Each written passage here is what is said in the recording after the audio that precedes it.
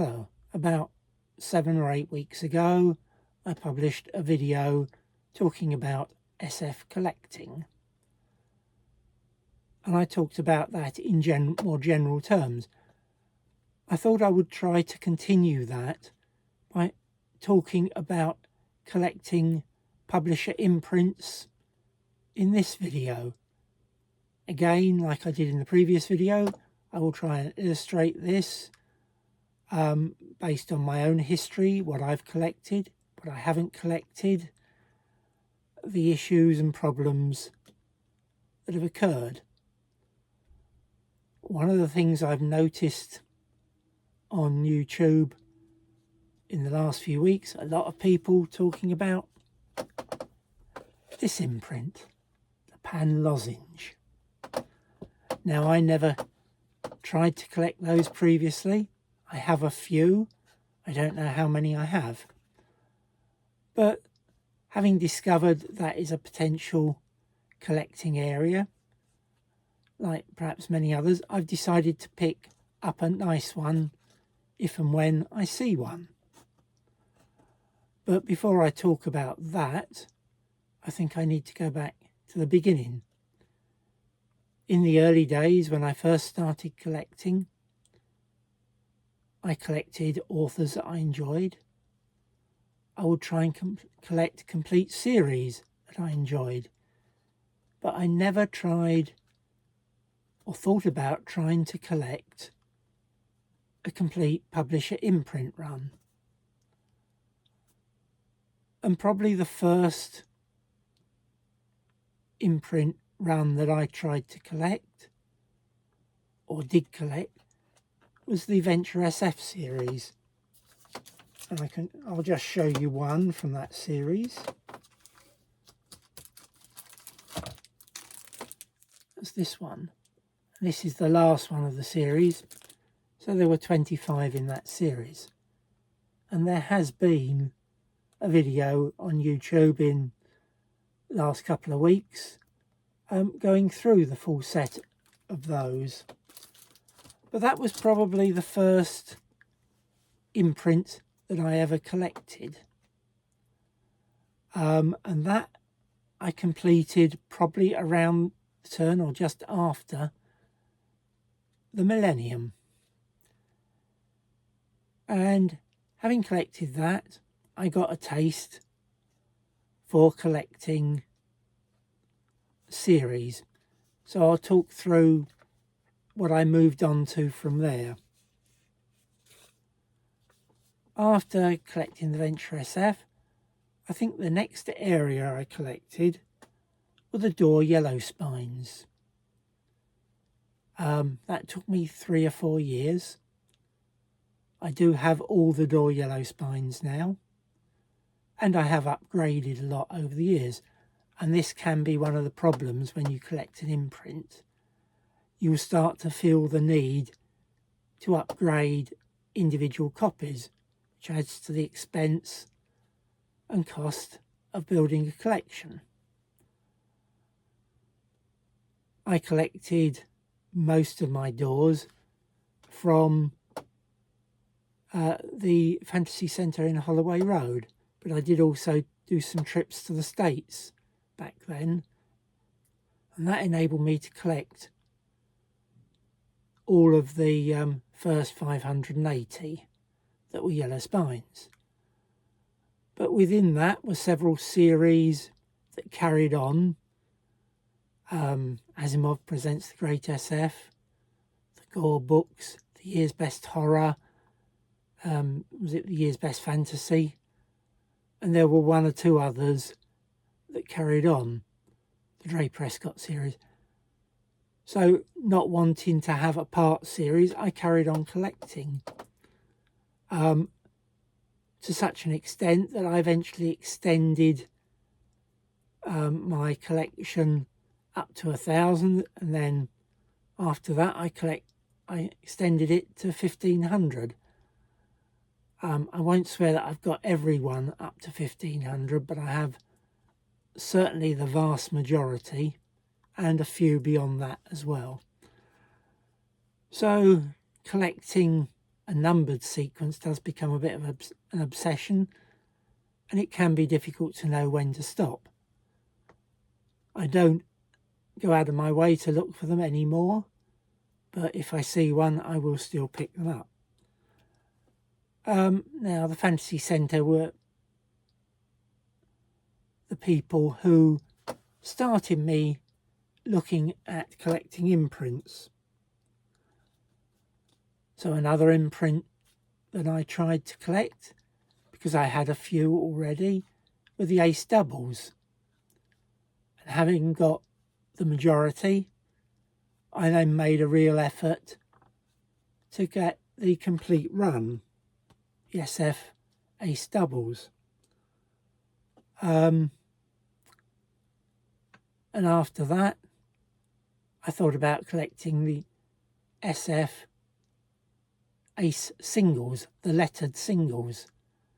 A bit more difficult to do in the UK because a lot were reprints, but they had a new letter and number, and I think some were never imported to the UK. So I've got probably 75 or 80% of the ace singles, but I never felt the need to hunt down the ones I was missing.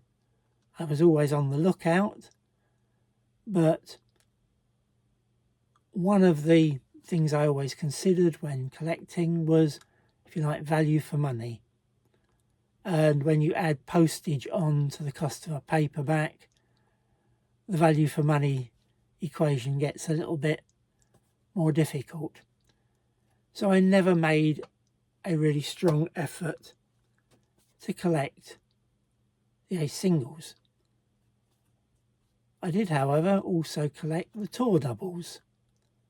So there are 36 of those, or 37 if you include the so-called tour double number 0. And I got the bulk of those from a dealer in America on one of my book haul trips to America, fly drive holiday.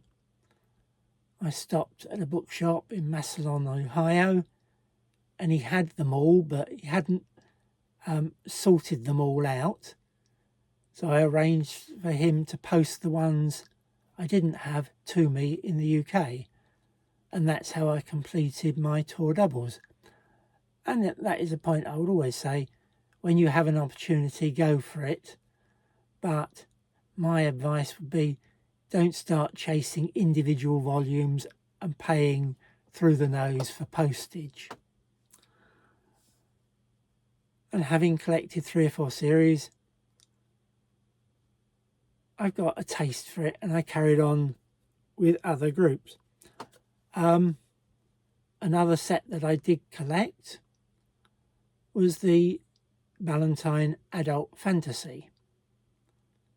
Now again, that one, I bought a set from a dealer, I think in Washington State. He had a complete setup on, I think, ABE books.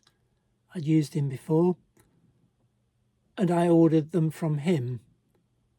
Condition was variable, but generally I thought I paid a reasonable price, and by buying in bulk the postage wasn't too excessive. I suppose one regret I had, when I ordered them, he offered me a choice. Did I want the Gormenghast 3 books as a first printing or as a second printing with the unicorn symbol, which made them part of the Ballantine Adult Fantasy? And I opted for the first prints. I wish now I'd asked for both sets, so I had a complete Ballantine Adult Fantasy and the first of the Gormenghast books by Mervyn Peake. So again, I would say my advice is, when you have an opportunity, buy everything. Don't take a chance. So what else have I collected?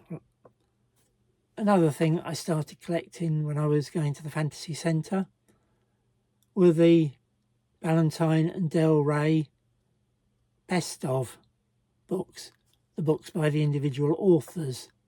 I forget how many there were, 15 or 20, and I have all of them now. Though the last one eluded me for a long time, which was the trade paperback size, which was the Lovecraft book. But I now have a full set. I think I have all the first printings, so I think apart from one, which is a second printing. So if ever I see a nice first printing, again, I will upgrade. And I think that sort of completes the series that I collected when the Fantasy Centre was open. And when it closed, or just before it closed, I was looking for other ideas on what to collect. So one of the suggestions was collect the Timescape books. So there's one with the logo at the top. And that is a difficult set to collect.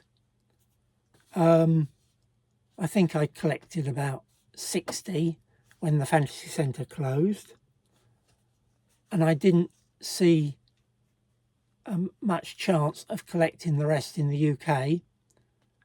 So I contacted someone in the States who claimed to have a complete list, because the list of all the Timescape books was very difficult to find at that time. And a year or two later, I think in 2012, I bought his whole collection, many of which were signed. So that was the next collecting area that I worked on. While I had 60 and only struggled to find any more until I bought from that collector, I was looking for another area, and because the Fantasy Centre had gone, I thought I wouldn't have as many opportunities to buy American paperbacks. So I decided to collect the VGSF paperbacks. And one of my early videos on this channel was about early Gollancz paperbacks, and specifically about the VGSF paperbacks. So if you want to see that, please look back through my earlier videos. What else did I get around that time? Another thing I did buy, again from another dealer, so I bought a full set, were the laser books. That's 55. There's the special plus 54 number ones, and then the 3 later ones which were only issued on subscription and are difficult to find. So I bought a full set of the laser books, and they weren't that expensive. So again, another example of when you have a chance, buy the lot. The next area I moved on to were the Malian books. Someone I knew from who had been a customer at the Fantasy Centre was gradually downsizing his collection, and he said he had the full set of the Malian American Science Fiction magazine. And so I agreed to buy them all from him. In the end, he either didn't have the full set or he could only find 37 of the 41. And for those who might have seen it, I did frame one of my duplicates because I do like the art on the covers. Now these are thin magazine type books, so you could argue they're not paperbacks, but I wanted to collect them. So in the end I bought the 37 he could find off of him, and I had to hunt on the internet to find the other 4, which cost me quite a lot more per book than what I paid the chap who was clearing his collection. And subsequently I did also try and find I think it's 5 selected science fiction books produced by Malian, though I only ever found 4. So if anyone has a spare copy of the Powell Anderson one, which was book 2, please let me know. I'd be interested. That same collector, and again I think this may have been after he died, had lots of Donning paperbacks, Donning Starblaze paperbacks. He hadn't got a complete set. I'm not sure that many came to the UK, but I think they're also scarce in the States. So I bought his collection of the Donning Starblaze. I am missing quite a few, and I have done a video about the Donning Starblaze books. I still haven't got a complete list, and I suspect one doesn't exist, but maybe someone somewhere does have. And if anyone knows of anyone who has a complete list, I would love to have a copy. The books were numbered, or at least some of them were, but I haven't got the full series of numbers and the book represented by the number. So if anyone can provide a list, again, I'll be very grateful. And again, recently I picked up 12 of the New English Library, the Nell SF Master series. There are 15 books in that series. I have 12, and I could probably pick up the other 3 from a friend, but I don't want to buy fair to good condition copies. One of the things I've tried to do over the years is stick to buying copies in really good condition. Sometimes I turn down copies that would fill gaps. Most times I will pick up a copy eventually, but there are a few I regret not buying. So having talked through the series I have bought and collected, I thought I'd talk about some where I picked up some, but I've never collected them all. So one series I've thought about collecting are the British Library SF Classics. I have a few of them, but I've never gone out of my way to hunt down the ones I'm missing. Another series was the Dennis Wheatley Library of the Occult. Now that is an extremely difficult series to complete. I have shown what I have on one of my videos, and I have about 15 out of the 45. Again, I don't go out of my way to look for them, but if I come across one which I haven't got and it's in nice condition, I will buy. And it's the same attitude I'm taking with the Pan Lozenge series. If I see a nice copy, I will buy it, but I probably won't go out of my way to buy a fair or perhaps good copy. What else have I collected? Now, when I've collected science fiction, I've tended to avoid the TV or film related linked series. But one of the sets I have picked up when I've seen them, again only when they're cheap, are the Target Doctor Who books. And I probably have 80 or 90% of them now. I still don't particularly go out of my way to collect them. Probably half of the ones that I've got are reprints rather than first printings, and condition is variable, but on average I've probably only paid 50p each for all of my Target books. Another series which I might have tried to collect were the Badger books. There's the Badger SF, of which I probably got 15 or 20, but I haven't gone out of my way to collect them. And the Badger SN books, I have very few. So I don't try and collect everything in all the series.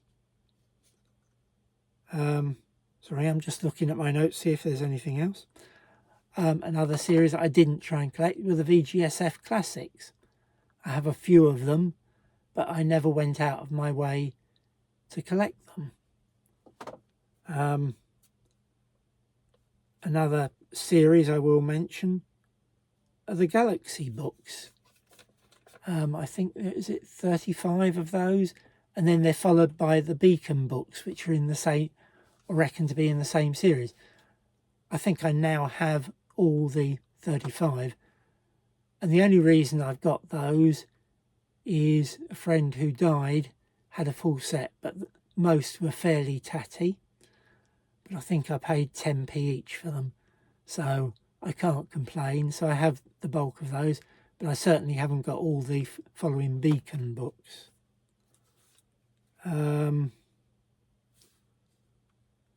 Another area I might mention are the TSR or Wizards of the Coast. Again, I've got a tray of those books, but I haven't tried to collect them. So my approach to series has been to collect them when I see them, when they're in nice condition, and when I have the vast majority, I try and collect them. I think one of the things that persuades me to collect some rather than others is appearance on a shelf. So the appearance of the spine for me can be an important factor.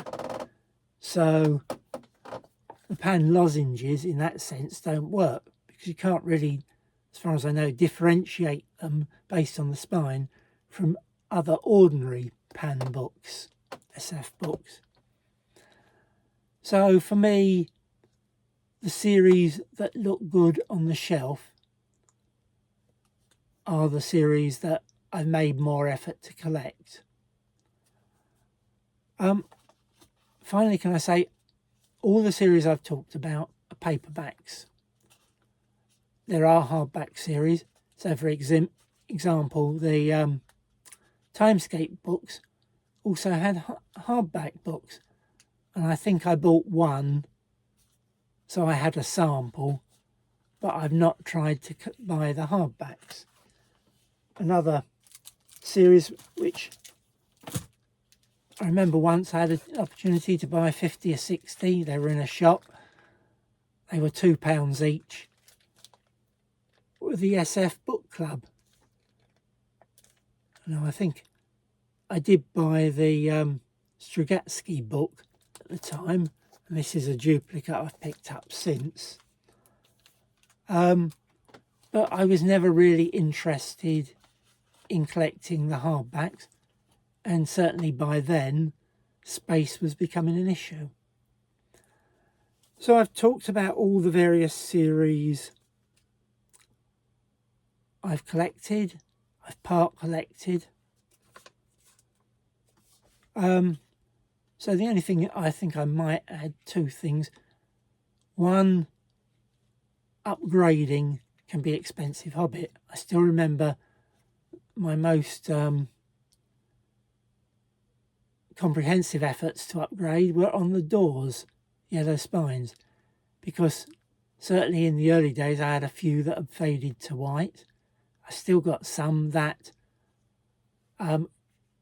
clearly don't look as bright, but upgrading can be expensive. You then have the hassle of selling on the copy you've upgraded. So I think collecting the doors and trying to upgrade taught me a lesson, and I now try and hold out until I can buy a very nice copy. I don't always succeed in that, but that's the approach I take. And because I'm running out of room, I don't want masses of duplicates. And I say, the other approach that I've always followed to some degree on my collection is value for money. Do I think the price for the book is reasonable? And I must admit, in London these days, I'm struggling a bit because charity shops are starting to, in my view, charge slightly excessive prices.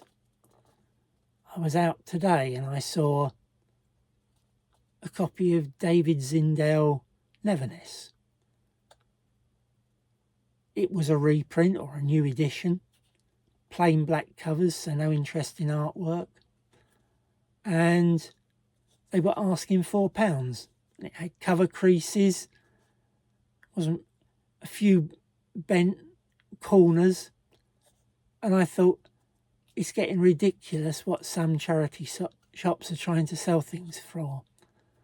I don't mind when a book is in immaculate condition on the first printing, but these days London is becoming almost a book desert for what I'll call collectible books at a reasonable price. If you've lasted this long, well done. Next week my video will be about a book haul based on a trip up north. So I went up to Leeds and I stopped on the way with a friend, did a little bit of book hunting, and I went up there to help my son change accommodation, university accommodation, and I had to help him move out of his old place and into his new place. So I have a few books, about 10 books from that, and that will be on next week's video. But since I've come back, I've found almost nothing locally. Really disappointing.